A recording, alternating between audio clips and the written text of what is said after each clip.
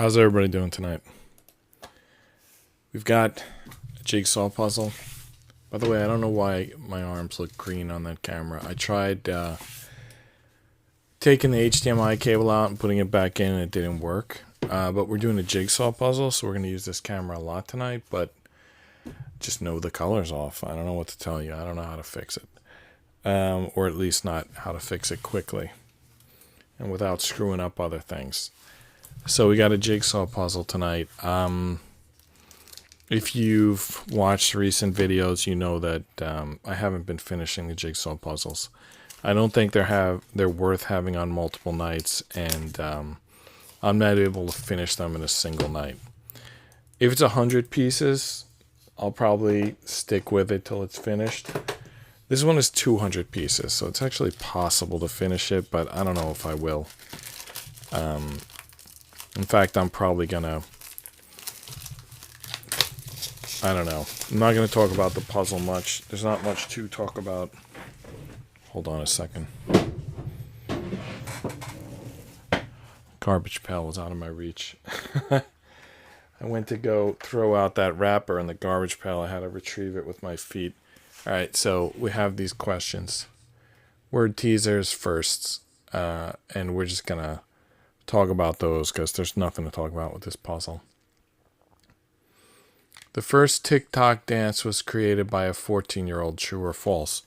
Well, before I discuss it, I'll just say false, because my understanding is that TikTok started in China and that it was used for education.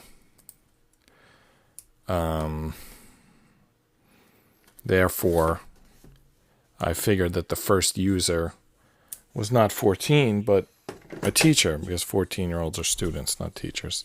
And then the first dance, that definitely sounds like something that would come from a teacher, because 14-year-olds are pretty shy about dancing, whereas teachers, they're kind of like, this is my opinion anyway, the teachers are like failed thespians, and they love to ham it up.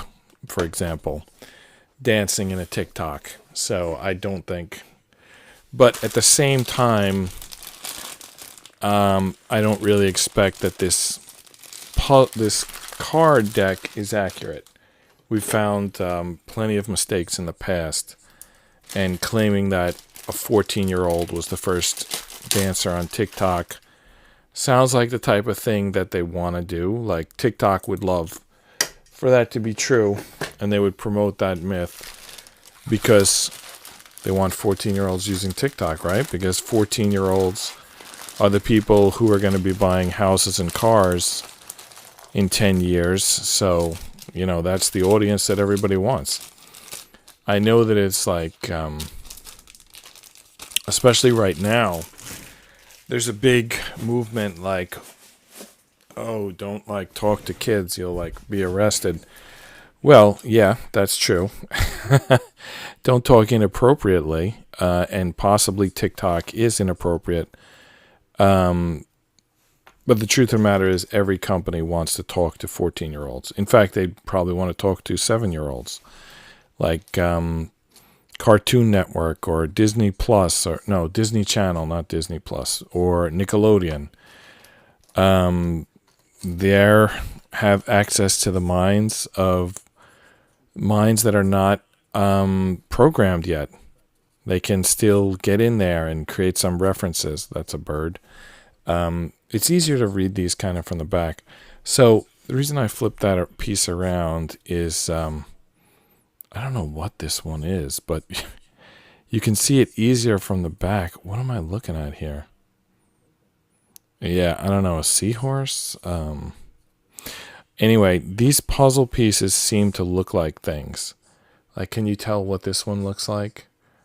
It's impossible when I hold it in front of all these other pieces. When I hold it on the black background, it's a little possible, but you've still got all the colors on the front. And when I turn it around, now it's obvious that it's a rabbit. Although, one of those ones we picked up a minute ago wasn't obvious at all. So I'm just going to start turning these around. So anyway, that's where the the adults are the ones spending the money. So, like, if you could talk to adults right now, you would do so. But you see how, like, it is with adults? Like, the Rolling Stones just released an album. This is, I think, an Eagle. So the Rolling Stones have been making albums for 50 years. So that means the people who are the same age as the Rolling Stones, or even like within 20 years of that, they haven't looked into new bands in 50 years. So if you are able to talk to the people who are like 80 years old, I don't know, maybe like Ford, Chevy, Wells Fargo, American Express. Yeah, I mean, there are some companies who could talk to them. They sort of earned their trust 50 years ago. But if you can't, then the way to get in... Oh, look at this. We got two pieces that are go together. These two pieces just happen to go together. We found them together. I don't know where they go in the puzzle, but they go together. I'm not going to keep track and say... Like, if I thought we were going to finish this, I would keep track and say we're up to 2 pieces. But I don't think we're going to finish it. So let's just do the puzzle and chat, and we're going to do low stress about it. So, as you can see, this piece now looks purple. I'm going to try to fix that one more time, because not only does it look purple, it looks out of focus. All right, so I go back to this camera and it's blue. I'm going to unplug that other camera one more time in the hopes that it works now. And I completely unplug it. Plug it back in. I'm tempted to take the power out as well, but the monitor is plugged into the same power, so I don't want to like touch that. It's still purple. My hand is still green. The color on that camera is still off, so we're just going to deal with that. I mean, tonight camera 2 is off. I don't know why we can't get it back. I don't know if we'll ever get it back, but this is the way it looks tonight. I wonder what is the problem with that camera, but I don't want to obsess over it. Is this a giraffe? Probably, right? You know, I have another camera that also looks weird tonight. Like, that background is green, but it looks like gray on this camera. So either all the cameras are off tonight, or it's my eyes that are off. I don't know how it looks to you. To me, everything looks bad tonight. Is that what Idaho looks like? I don't know. Right. So companies want to talk to youngins because that's their way of getting a foot in the door. Like, they're gonna sell them something 20 years from now, but they're gonna gain their trust today. I think there's my graphic novel series, Electromagnet.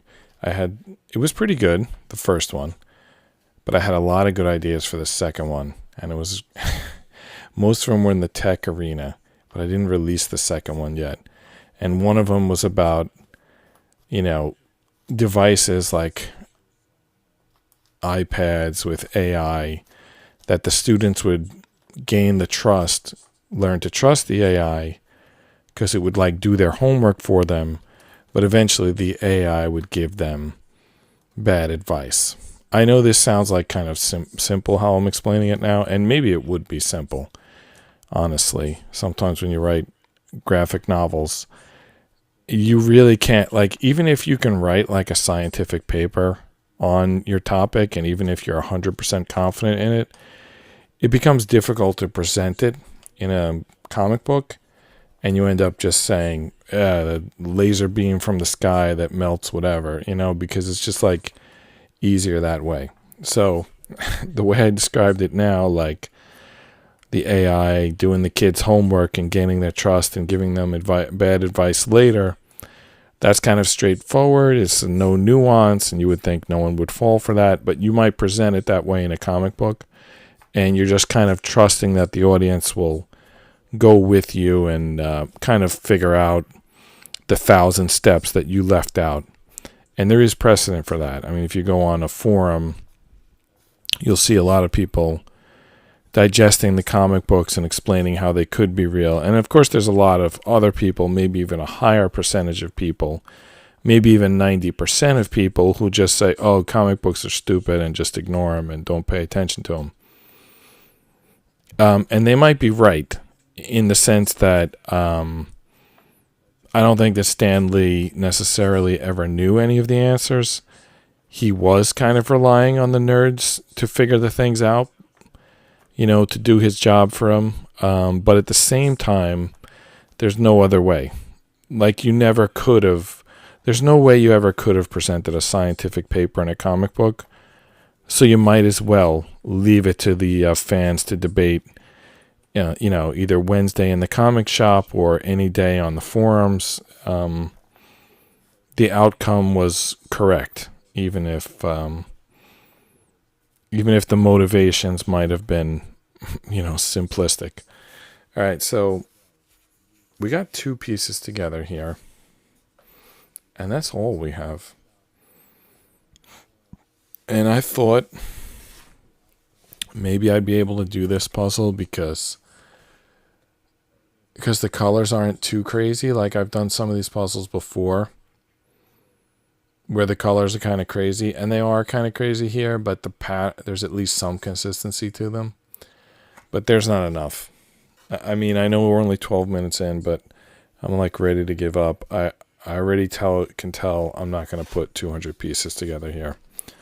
All right, so like this piece. Okay, I see this piece. You do too. It's right here. It's one of those 2. Actually, I know exactly which one it is because of the color change. All right, maybe we will be able to do this one. So this piece goes right there. But the problem is we don't know where this piece goes. So we don't know where to put this in reference. Think we could figure this one out too? Is it like the eyebrow or something? I'm not sure. I'm not going to obsess over it. I think, though, starting here at sort of the belly button, there might be something of that. Let's see if we can find other pieces that look like that. But we might find other pieces that look like the first piece, and we're not going to ignore those if we find them.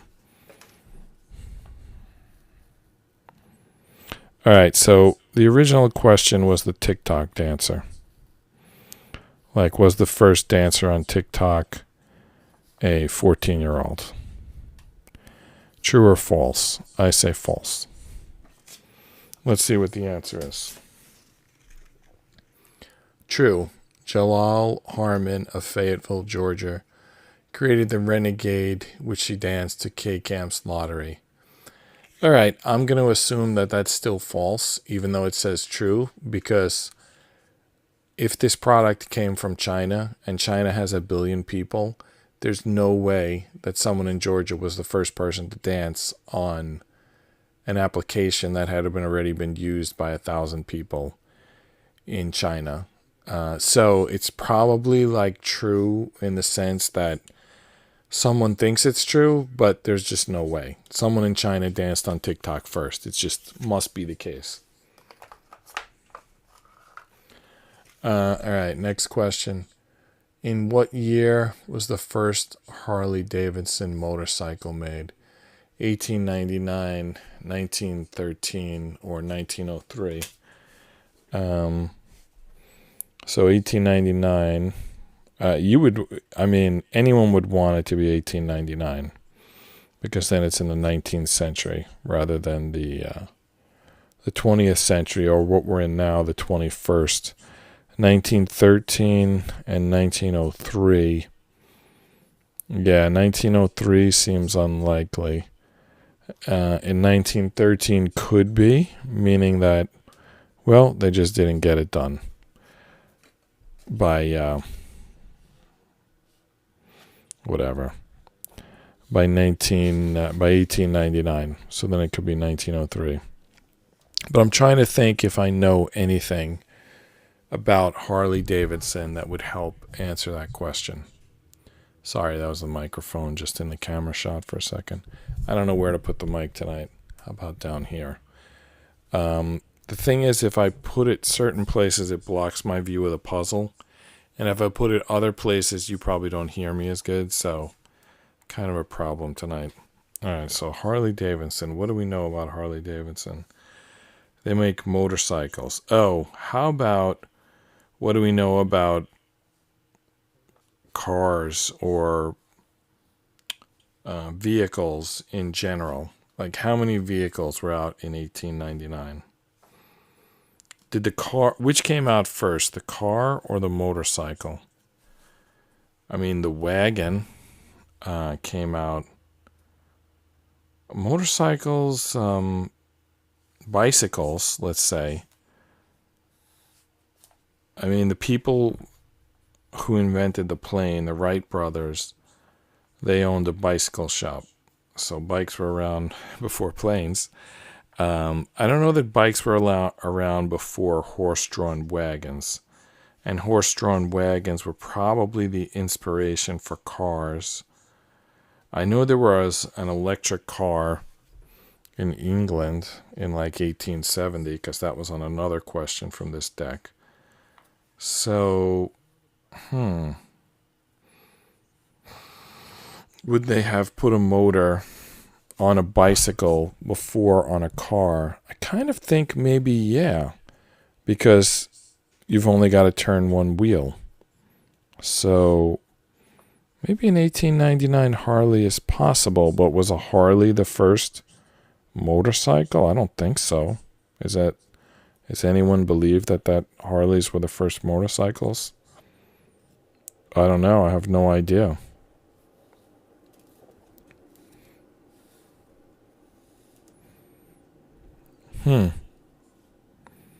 Harley in 1899. What do you think? Or 1903 or 1913?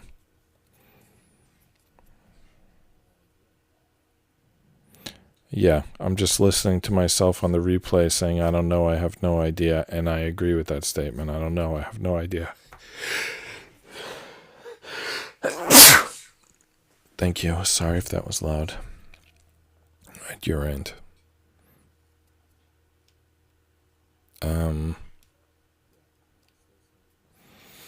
All right. I really have I can't think of anything that's going to tell me the answer here. Harley Davidson. I mean, it's a year. That's what I always used to hate about history questions. Like, why is there such an emphasis on dates?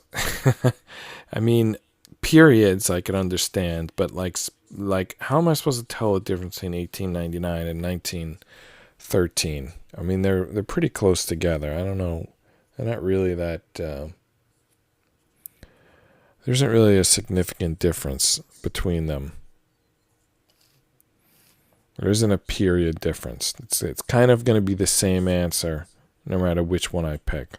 And you might say, well, sure, it'd be too easy if the answer was like 1960 and 1913. Yeah, I guess, but it's kind of too hard the other way. Well, let's keep thinking. All right, Harley Davidson, 1899, 1903, or 1913. Which one do we think is the answer? Got to be one of them, right? We're not idiots. We could figure it out. I'm feeling like an idiot, though, because I'm feeling like I can't figure it out.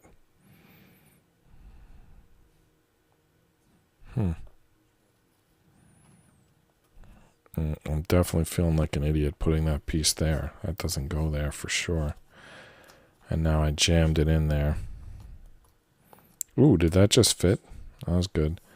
And then this is going to fit up here. Okay, I'm feeling like this puzzle is... something's happening. We got some pieces to go together. But we still didn't figure out the Harley Davidson. So 1899, 1903, or 1913. Um, you know what's the problem is? It's not a question about the first motorcycle. It's a question about the first Harley. And I don't even know if Harleys were the first bikes. Like, is that really true? I'll tell you, if that's true, then it really tells you something about marketing. They just were like the first bikes, and everyone thinks they're the best. Maybe they are the best, but it tells you that being first really helps you to get in front and potentially stay in front. I mean, that's what it's seeming like. If Harley Davidsons are the best bikes, are they the best bikes, or do they have the biggest community? Do they have the most? Is it easiest to find the parts? Easiest to find the mechanics? Like, what makes Harleys so desirable? Are they? What are the best? I mean, they are, right? I mean, nobody thinks like that they're gonna buy a Suzuki. I mean, they might buy it. They might win like championships, but it's not romanticized. Like, nobody's like dreaming about it. I know that seems really unfair. There might also be some truth to it. I remember musical instruments. There was plenty of these up and coming, seeming competent companies who just couldn't get the right sound. Yeah, this is now like destroying my understanding of how the universe works. Like, why can't people get a certain sound from a musical instrument, even if they hire the workers from the company that could make it? And will that translate over to vehicles? Because I tell you, it definitely translates to pizza. Because, like, I live on Staten Island. We have the best pizza on earth. I know Brooklyn might claim that they do, but in my opinion, Staten Island does. But here's the thing: Staten Island and Brooklyn are connected by a bridge. They're very close together. So whether you want to call it the Staten Island / Brooklyn area, the point is, the further you get from this area, the less the pizza tastes like pizza. Even if you hire the same people, even if you use the same recipe, it's inexplicable to me why people can't make pizza. Like, the further you get from Staten Island, the less likely you are to make a pizza. I mean, I hear that on the West Coast, they just have no idea how to make pizza. And even just like 3 hours up, upstate New York, they don't know how to make pizza. Like, what's the problem? There's like 150 quality pizza places on Staten Island. It's almost like you can't go wrong on Staten Island. You can be so picky about pizza if you live on Staten Island, but you go, 50 miles north and suddenly nobody knows how to make pizza. It's like become like a mystery lost to time. And it seems like this with musical instruments too. But how will this translate to motorbikes? I don't really know a lot about motorcycles. I'm not sure I can say. But there's definitely some love for Harleys. There's, you see those guys go by you on the highway in those biker gangs or just road clubs, whatever they're called, and there's a lot of Harleys. That's obviously what people want. So what magic quality might they have? I'm telling you, this is really confusing. This is really hitting me hard. Like, what else could this mean? Like, why, can Stradivarius sound so good? Why can Staten Island pizza taste so good? Why can Harleys ride so good? Like, why are Lamborghinis so smooth? Like, what are we missing here? What is it beyond engineering? And I had this recently experienced at my work. They moved to this neighborhood that just built out of nowhere and very quickly.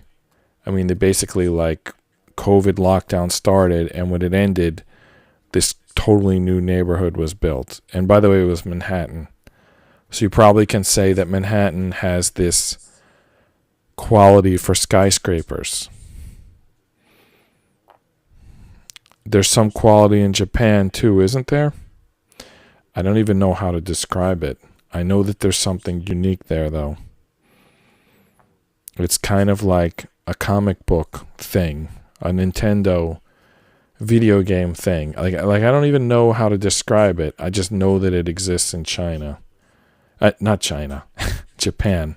I'm sorry, that was probably like terrible of me to mix those two up, even if it was just a slip of the tongue. Feels like a bad mistake, but I didn't mean anything by it.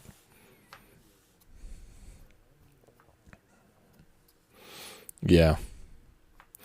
None of this information is helping me.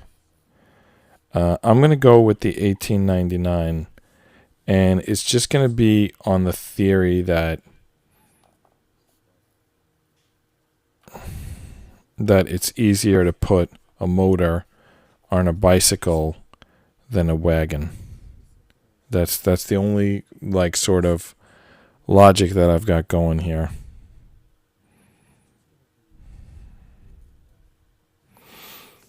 I'm confused here. Where is there white? You see those orange circles? They're like here, right? But there's no white around there. Is there? No, there's no white around there. Is there another set of orange circles somewhere else?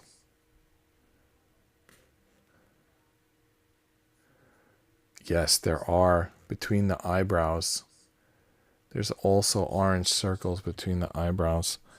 So that means this goes kind of up here somewhere. I have to create some space. Those are eyebrow circles. Do I have the angle right, or is it this way? I'm not even sure. I think it's kind of this way. All right, so I selected 1899 as my answer. So now we have to look at the back of the card. Let's see. The first Harley-Davidson motorcycle was made in 1903 in Milwaukee, Wisconsin. Oh, is that why the Fonz had a... Did Fonz have a Harley? He had a motorcycle and he was in Milwaukee. You can see serial number 1 at the Harley-Davidson Museum in Milwaukee. Okay. I'll check it out. I'll go there sometime. Well, I was off by 4 years. It was a multiple guess. I don't know. I suppose 1903 could have been the thing to guess because it was in the middle of the other two dates, but whatever. So I'm 0 for 2 so far today. All right. Who was the first comic strip character to wear a costume? Crimson Adventure, Moon Man, and the Phantom. Now, this is going to be difficult because I haven't heard of any of these three. You would think someone who made several graphic novels would have heard of some of those comics. Phantom, Moon Man, and Crimson Avenger. Well, Crimson Avenger certainly sounds like he's wearing a costume. And it probably was in a black and white newspaper, which means that no one even knew he was wearing crimson other than the name of the title. But, nevertheless, he was wearing a costume, right? Crimson Avenger. That's clearly a reference to a costume. Moon Man, and the other one was the Phantom. Well, the Phantom wears a mask, the Phantom of the Opera. And actually, I think I do remember that comic strip still being around when I was a kid. So the Phantom probably wears a mask too. So now we're left debating which one comes first, Crimson or the Phantom. I remember the Phantom from when I was a kid. I don't remember Crimson Avenger. So that makes me think that Crimson Avenger is older than the Phantom. This goes at the very bottom. Like right there, right underneath there. Now this is looking purple on this camera too. Wow. Let's see if the other camera turned to blue. Nope, still purple. Alright, so this goes underneath the tail feathers here. I don't think it's exactly attached yet. Maybe a little lower. Like maybe something else goes in there first. Yeah, kind of goes there, but we're not there yet. Alright, so Crimson Avenger, that's our answer, right? Alright, now we gotta check if that's accurate. Let's see. The Phantom first appeared in 1936 in what is now the iconic superhero skin-tight costume. The crime fighter accessorized his purple jumpsuit with a mask, boots, and a skull belt buckle. Alright, so I'm 0 for 3 tonight. Nice. Shows how much I know. Let's see the next one. The first Daytona 500 NASCAR race was not decided until 61 hours after its finish. True or false? So the 500 is a reference to how many miles are driven, right? And the first one was probably one of the slowest ones.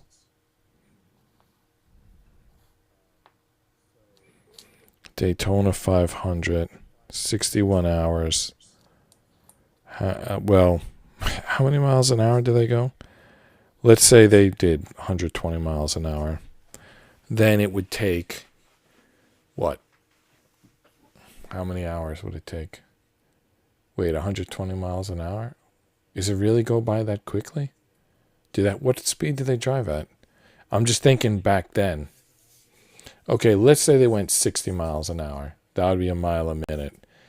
And then it would take 500 hours? No, they're saying 61 hours. Is that right? No, not 500 hours. It would take like 10 hours. There's no way it took 61 hours. The only way that took 61 hours was like in a horse-drawn carriage. See, I want to get to my calculator on the iPad. But it doesn't, something's missing.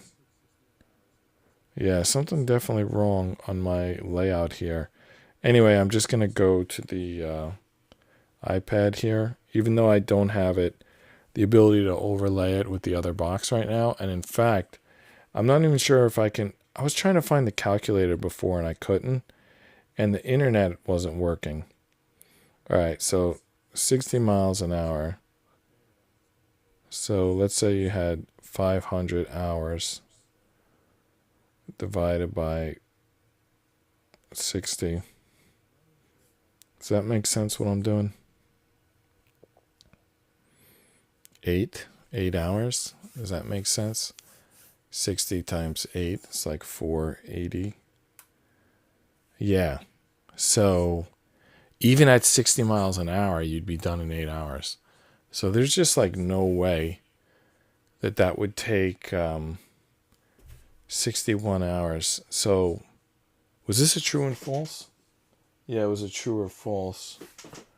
61 hours. But they say decided. And decided could be like there was a photo finish and they had to decide and they were looking at it. I don't know.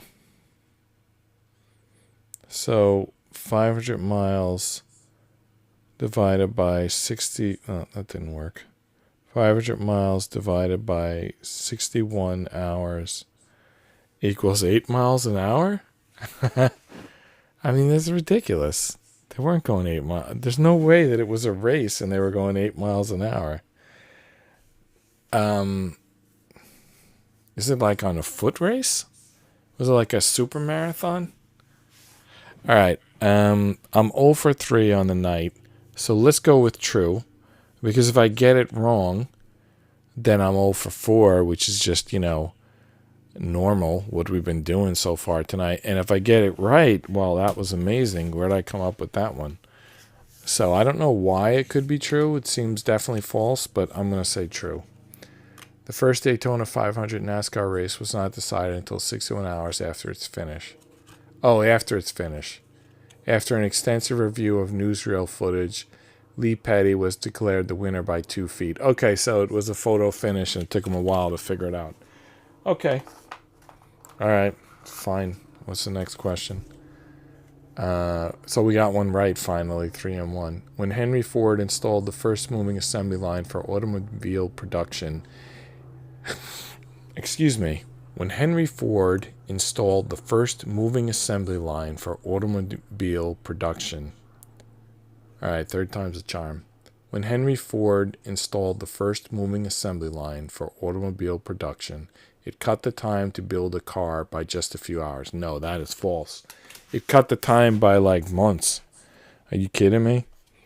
It was like it was like night and day. It was like Wealth of Nations, building the room to make heads of pins or whatever. It's like there was just no comparison.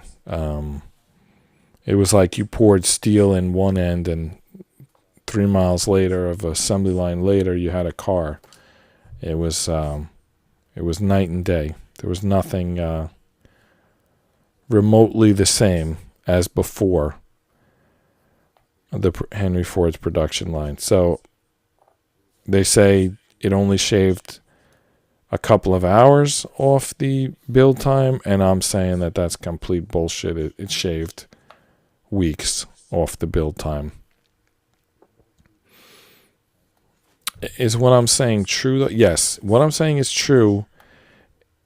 Well, it can, if you're averaging out the build time for like a year later after they're all built, then it might come out closer.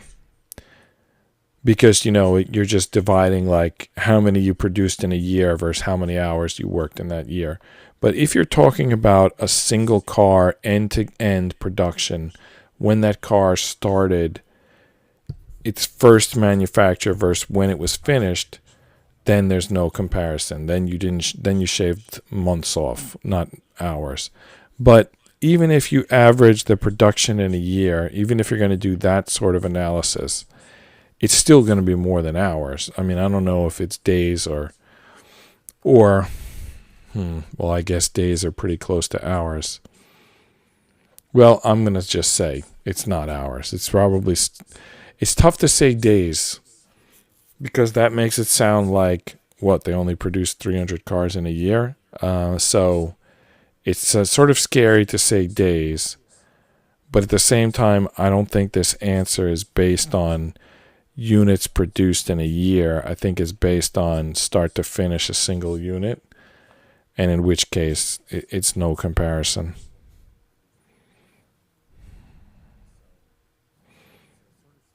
So the answer is false, right? All right, so even if we're right, that's only going to get us to 3-2. We'll still be losing for the night. And this puzzle's a disaster. This is going nowhere. All right, let's look at the card. When Henry Ford installed the first moving assembly line for automobile production, it cut the time to build the car by just a few hours. False. False is the answer. So we're now 3-2. Ford's 1913. Oh, there's that 1913. So that's the year they were feeding us for the Harley. It's really for Ford. Ford's 1913 innovation reduced the time to build a Model T Ford from 12 hours to 1 hour and 33 minutes. Wait, so then the answer's true. Why'd they say false? What did it say? False? When Henry Ford installed the first moving assembly line for automobile production, it cut the time to build a car by just a few hours. And then the answer is a few hours. From 12 hours to 33 minutes. And it's and they say false. Okay, so we're still at 3-2 because even though this one I got wrong and they claim I got right, that TikTok one I got right and they claim I got wrong, so it evens out and now we're at 3-2. But let me just say something. They were building working cars in 1913 in 33 minutes. What the shit? Who's building cars in 33 minutes? I can't do this 200-piece model in... This episode's at 39 minutes. Like, we could have built a Model T Ford in this amount of time. Instead, we we have this little tiny piece of this puzzle. I'm starting to think these puzzles are just wasting my time. I may change the format of this show and may never again do another puzzle. Actually, I'm going to do the Roker submachine gun pretty soon, but after that, I'm going to come up with a new format for the show. This is wasting my time. I mean, we could be building Model T Fords, and instead we're failing at building puzzles. No way. Bullshit. We're doing something better. We're building Fords. Stick around. Subscribe to the channel. We're going to start building Fords. Which was invented first, the wheel or the beer? Obviously, the wheel was invented first, but if they're asking this question, they want us to say beer, so we're going to say beer. Answer, beer. Archaeologists estimate that humans started brewing beer around 7000 BC. The wheel did not appear until 3500. Later, evidently ancient humans did not need designated drivers. Okay, so we're now 3-3 because we said beer and the card said beer, but like, who really thinks that beer was invented before the wheel? You have to be, I mean, this card is like a test of if you will accept what authority tells you.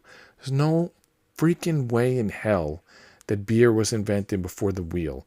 You don't even have to invent the wheel. You just like find a stone that's round and you're like, oh, wow, this works. Or even if you're using a stone that's not round, you spin it around, it's going to become round. There's like wheels in nature. There isn't beer in nature. Wait, is there? If like apples go rotten and you squish them, I don't know. I don't think there's beer in nature. I believe that humans brewed beer at least by 7000 BCE, but I would say that they made the wheel by at least 7 million BCE. I mean, it's ridiculous to think that there wasn't wheels. Do you see like anything that they built in antiquity? You saying they did that without wheels? You put a log underneath some heavy thing that you're rolling, and that's a wheel. It doesn't have to have an axle. All right. So we're 3 for 3. Should we quit while we're even or try to get ahead? Let's see what the next question is. All right. Where was the first popsicle sold? Neptune Beach, Coney Island, or Atlantic City? B, Coney Island. A, Frank Epperson sold his Epsicles at Neptune Beach, California. His kids convinced him to rename the icy treat Pops Sickles. The rest, as they say, is history. All right. We're now losing. 3 right, 4 wrong. Let's try to get it back. Who was the first person to win 2 Nobel Prizes? Probably Sheldon Cooper, since we never heard of him. Madame Curie was awarded Nobel Prize for Physics in 1903 and Chemistry. 1911, Einstein was awarded his first Nobel in 1921. Sheldon Cooper of Big Bang Theory is still waiting for his. All right, so Sheldon Cooper is a TV character. So it was, I guess, Madame Curie. So we got it wrong. We're now 5 and 3. We're getting worse and worse at this. Well, I've stopped thinking them through. I'm just pulling them out rapid fire. The yellow smiley face emoticon was first used to improve employee morale at an insurance company. No, that's false. It was Forrest Gump cleaned some mud on some guy's shirt and it made a smiley face. True. Graphic designer Harvey Bell created the icon for State Mutual Life Insurance Company in 1963. He created the design in 10 minutes and was paid $45. All right, so what are we now, like 6 and 3? We need to get 3 right just to break even. The first piano was invented in Austria with a big A at the end. True or false? I think that's true. They have pianos in Austria, right? Isn't there like some musician was from there? False. Around 1700, the Italian Bartolomeo Cristoforo changed the plucking mechanism of the harpsichord to a hammer, creating the clavicomelo calm pianoforte, now known more simply as a piano. All right, so now we're like 7 and 3. We need 4 right to break even. I will say this. When I was a kid and I looked at a piano, I was like, they just shoved the harpsichord in a box and hit it with hammers. And I don't remember if like my teacher said I was right or wrong, but this card says I'm right. But it's so obvious when you look at a piano. that is just a harpsichord shoved in a box and rigged up a bunch of keys to hit it with hammers. The first plan was for the Eiffel Tower to be built in Barcelona. True or false? I have no idea. Let's say true. True. Gustave Eiffel initially proposed his iconic structure for Spain's first International World's Fair, but he built it instead for the 1879 exposition in Paris. Oh, this is a good one. So anyway, now we're what, like 7 and 4? We still need 3 to break even. So you have to look into all these 1870 expositions and World's Fairs and all this stuff. There's some crazy theories behind that. Like, if you look at what was going on there was like such an amazing amount of stuff being built out of nowhere in 1870. And it's like, people say, like, how is this possible? Was like every single person working in construction back then? Look into that. There's an amazing amount of crap built in the 1870s. An unbelievable amount. Look into it. The first running of the Indianapolis 500 race was in 1921. True or false? I'm going to say false because Lee Petty or Petty Lee, I think, actually it could be if I was around in the 70s. It could be, but I'll still say false. False. The first Indy 500 run on the Indianapolis Motor Speedway was in 1911. So they were like just inventing the Model T Ford, and 8 years later they had the first Indy 500. That's pretty amazing. All right, we're now at 77 and 5. We just need 2 more to get back to breaking even. All right. The first ebook to form part of Project Gutenberg was the Bible, the U.S. Declaration of Independence, To Kill a Mockingbird. I don't understand what's the question. It has to be Bible if it's Gutenberg, right? Do I not understand what they mean by Project Gutenberg? Like the Gutenberg Bible, right? Well, if it wasn't the first book, it should have been. To Kill a Mockingbird, that's like a novel. I mean, you could say it's an important novel, but it's a novel. There's billions of novels out there.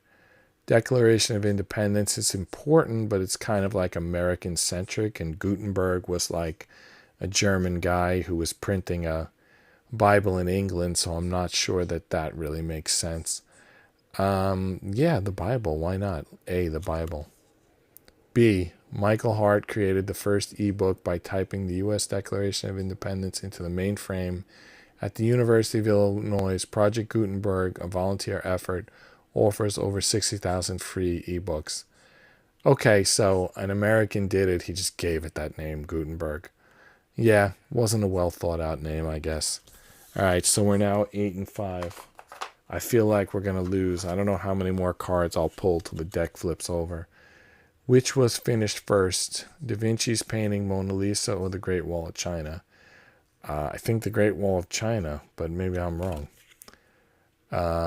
Leonardo completed his portrait of mysterious Mona Lisa around 1506. The Great Wall of China was built over 3 millennia. Saw its last day of construction in 1878. Again, 1870, like we've been talking about. All right, 9 and 5. We're -4. Wow, we're doing terrible. The first color photograph was of a clown taken in 1901 by Edwin Kodak. I'm just going to say false, because if they really invented like the car, the motorbike, the Eiffel Tower, built all these things, and did also color photography all in between 1870 and 1910, like the first bike, the first plane, the first car, the first color photograph, then I'm just going to say that history is all bullshit. And what really happened is in 1860, the world must have blown up.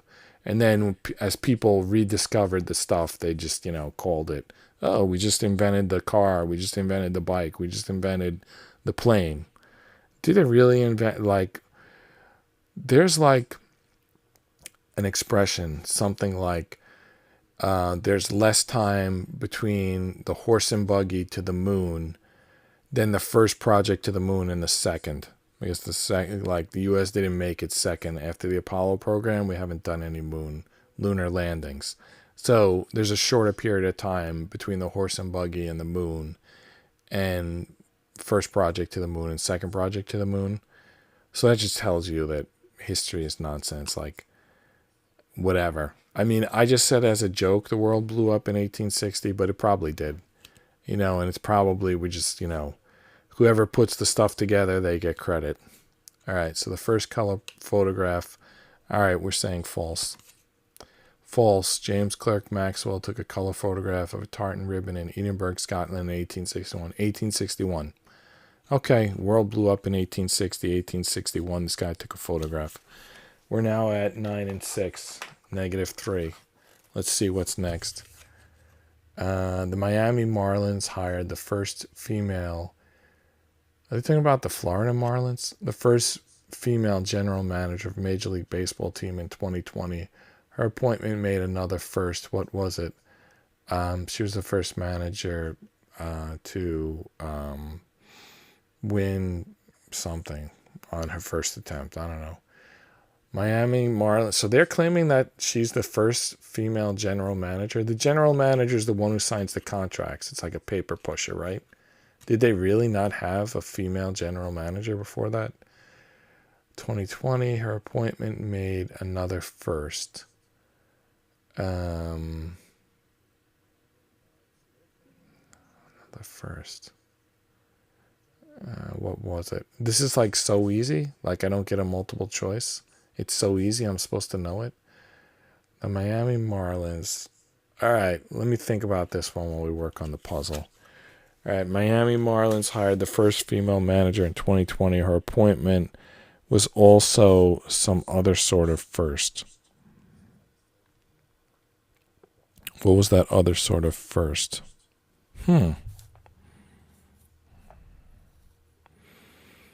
Like, I just feel like they think it's like so easy. Like, they don't even give us a multiple choice. We're just supposed to be able to guess it here. Like, what other first?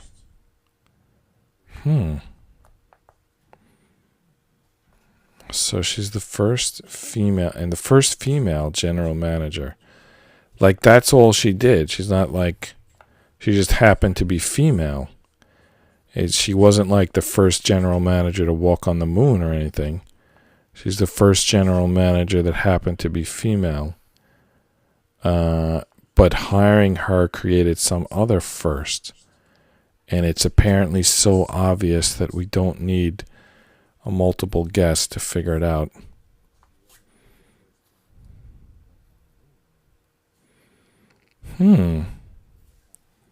What do you think the answer is? The first?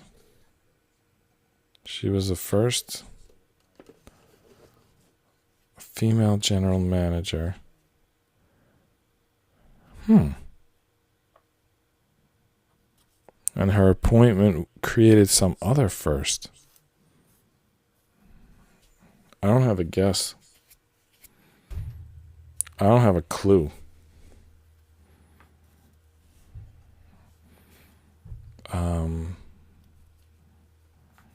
What did she do? First female general manager, and that created another first?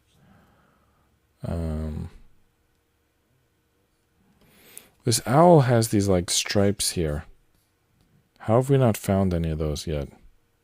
We should have. And look at this. It's like a branch that the owl is on. Anyway, we're not going to finish this puzzle, which is a shame. 200 pieces, you'd think we'd be able to finish it, but I don't know. The colors are just too weird. All right. I can't think of the answer. The female manager created some other first. Let's look at this one more time. Miami Marlins hired the first female general manager of a Major League Baseball team in 2020. Her appointment made another first. What was it? Her appointment made another first. General manager. First.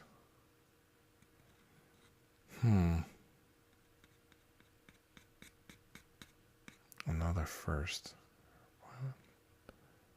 And the first is not that she was the first female manager, because that already happened. Was she the youngest? No, because it's a first. Youngest is not first.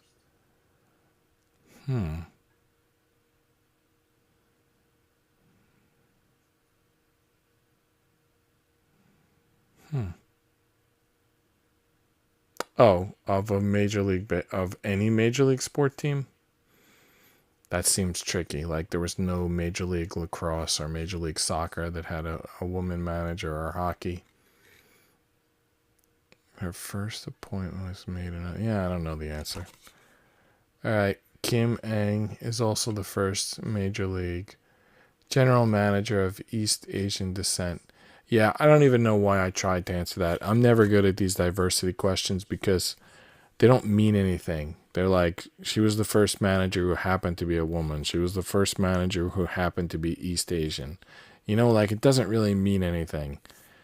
Like, I guess technically it wouldn't mean anything if she was the first manager that was a former left-handed relief pitcher with a 105-mile-per-hour fastball, but at least it's like maybe I would remember it. But these diversity questions are weird because it's not like who's the first person to step on the moon.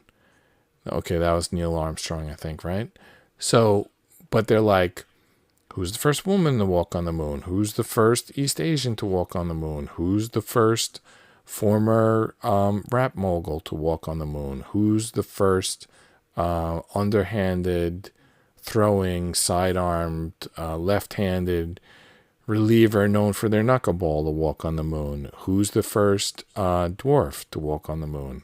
With I mean no disrespect by that, but you know, we're recording firsts here, and I mean dwarfs are part of diversity, so dwarf walks on the moon, we got to record that.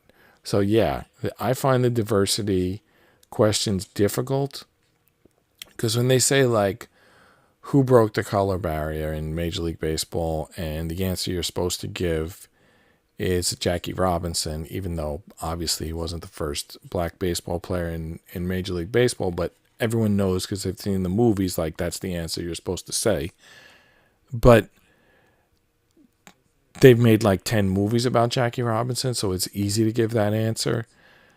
But when you're talking about the first East Asian so there's like a West Asian manager, there's like an East Indian manager, a West Indian manager, there's like a Northern European manager, a Southern European manager. Like, how the hell am I supposed to keep all this stuff straight? I mean, it's not that I don't respect diversity. I just can't possibly remember all these names and all these categories. It's just too much. All right, let's try to end on one that I get right. But although, frankly, I don't know that I'm going to get any more right. It's just not going well today. Kamala Harris was the first female candidate for vice president of the United States, coming from a major political party. Well, she wasn't first. She wasn't second. She wasn't third. Geraldine Ferrara might have been first. I'm not sure. Sarah Palin might have been second. Kamala Harris might have been third, but I would say more like fifth or sixth. All right. Geraldine Ferraro ran for vice president on the Democratic ticket with Walter Fritz Mondale in 1984. Ronald Reagan, with GHWB as his vice president, won the election in a landslide. Was that the year that he got 49 states? It probably was. I don't know. All right. We'll just end on that one since I got it right. But anyway, these questions are stupid. This deck is stupid. I know I'm supposed to compliment it. This is the deck. Word teasers first. I'm supposed to compliment it because I'm using their content and I got it for free to review. But I find the questions to be arbitrary. Is that the right word? They're just like, there's something weird about them. It's not like, what's the temperature that like mercury boils, or like what's the deepest that you can go underwater before a golf ball explodes. Like, they're not stuff that you can test. They're like stupid shit. So I'm not really happy with this deck, but at the same time, the fact that it's called firsts means that it was always going to be nonsense. So the company Word Teasers, I have some of their other decks and they're good. So it's nothing against the company. It's just the fact, I can't get this, it's blurry. It's the fact that they decided to do a firsts. It's a bad category. Firsts is always going to be someone's stupid idea or someone's diversity sub-directive or sub-quadrant. It's never gonna make any sense. Like, try to research the first flight. You think it's the Wright brothers? It's not the Wright brothers. It's not within 100 years. It's not within 1,000 years. Research the first flight and then research one before that. And when you find that, research one before that. And when you find that, research one before that. You'll never finish. You'll spend the rest of your life researching a prior flight and a prior flight and a prior flight, because there is no end, because there's always been flight. So the fact that someone even made a first deck is stupid. They were never going to win. I don't blame them. They tried. Fine, they tried. Firsts are stupid. There's no firsts. It's all perpetual. I'm John Rapp. This is Just Rest Your Eyes. Good night, and see you tomorrow.